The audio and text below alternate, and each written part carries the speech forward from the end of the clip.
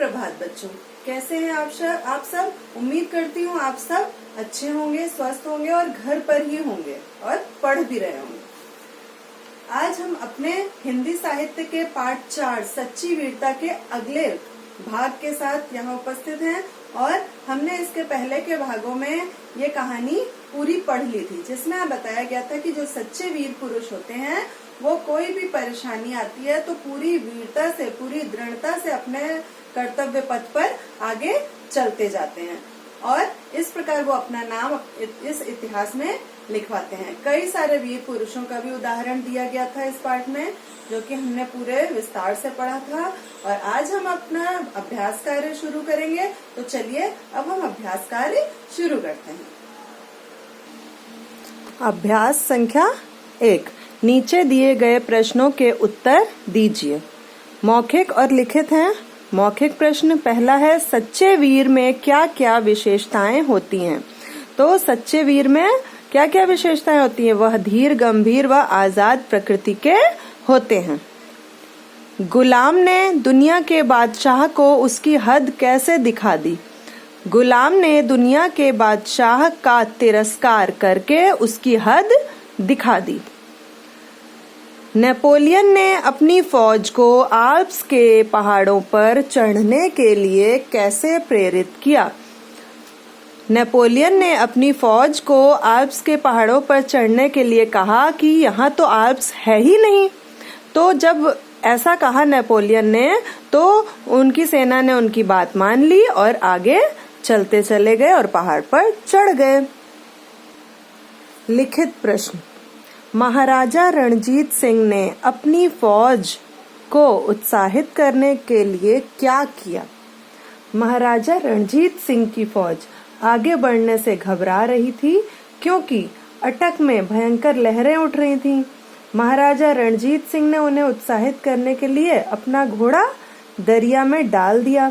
ऐसा माना जाता है कि महाराजा रणजीत सिंह के ऐसा करने पर अटक सूख गई और महाराजा रणजीत सिंह अपनी फौज के साथ अटक के पार निकल गए। दूसरा प्रश्न, सच्चे वीर लोगों के दिलों से अपने को कैसे बांध लेते हैं? सच्चे वीर धीर, गंभीर होने के साथ साथ साहसी भी होते हैं। वे दूसरों के कष्ट को अपना कष्ट समझते हैं और उन्हें दूर करते हैं। वे किसी भी परिस्थिति में पीठ नहीं दिखाते हैं और अपनी वीरता का परिचय दे ही देते हैं। वे अपनी वीरता से सबके प्रेरणा स्रोत बन जाते हैं। इस प्रकार सच्चे वीर लोगों के दिलों से अपनों को बांध लेते हैं। तीसरा प्रश्न, कायरों की उपमा किसके साथ दी गई है? मतलब किसके साथ उसकी उपमा बताई गई है? कायरों की उपमा गरजने वाले बादलों से की गई है, क्योंकि जिस प्रकार गरजने वाले बादल बरसते नहीं हैं बल्कि ऐसे ही चले जाते हैं, उसी प्रकार कायर पुरुष सिर्फ बोलते हैं, कुछ करते नहीं। कठिन परिस्थिति आने पर उसका सामना वीरता से करने के स्थान पर स्वयं पीछे हट जाते हैं। चौथा प्रश्न, मैं फांसी पर चढ़ जाऊंगा पर तुम्हारा तिरस्कार तब भी कर सकता हूँ। गुलाम कैदी ने बादशाह से ऐसा क्यों कहा? इससे उसके स्वभाव की किस विशेषता का पता चलता है? मैं फांसी पर चढ़ जाऊंगा पर तुम्हारा तिरस्कार तब भी कर सकता हूँ।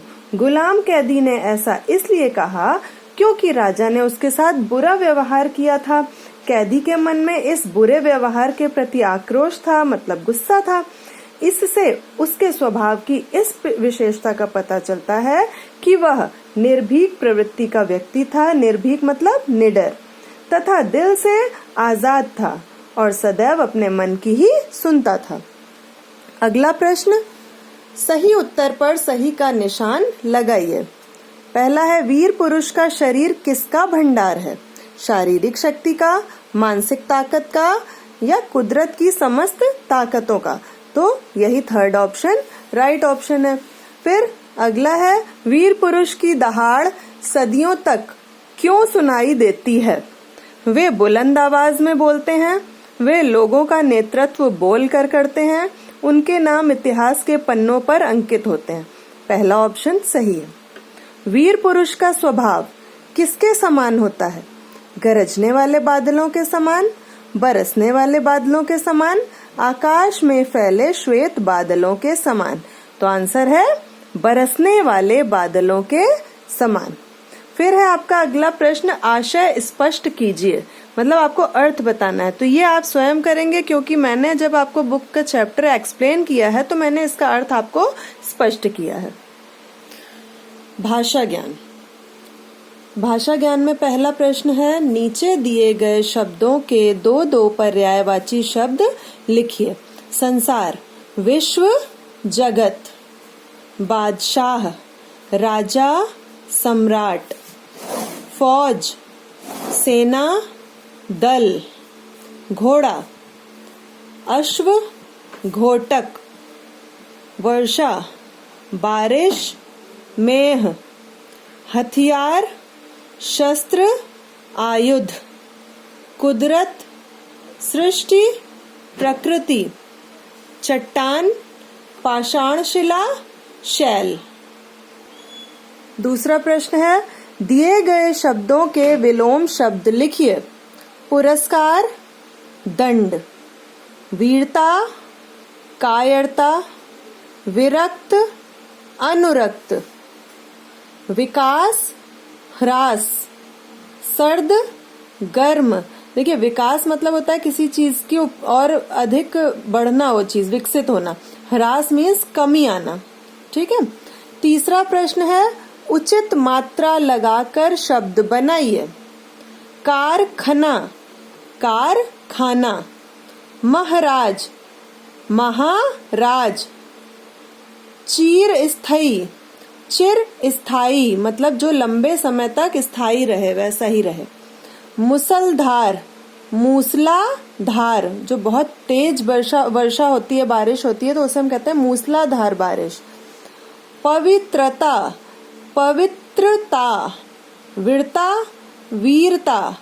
कसरात, कसरत। गर्व, गर्व। चौथा प्रश्न है, पढ़िए और समझकर शब्द बनाइए। माता और पिता, एक एग्जाम्पल दिया है जिसमें और की जगह योजक चिन्ह लगा दिया गया है। माता, पिता। जीवन और मरण, जीवन, मरण, बीच में योजक चिन्ह। देश और विदेश, देश, विदेश, योजक चिन्ह लगाया हुआ है। आना और जाना, आना जाना। आयात और निर्यात, आयात निर्यात। आयात मतलब होता है किसी और देश से जब हमारे देश में कोई वस्तु आ रही होती है तो उसको आयात करना कहते हैं। निर्यात मतलब जो वस्तुएं हमारे देश से दूसरे देशों में निर्यात होती हैं, भेजी जाती हैं। खट्टा और मीठा, खट्टा, मीठा।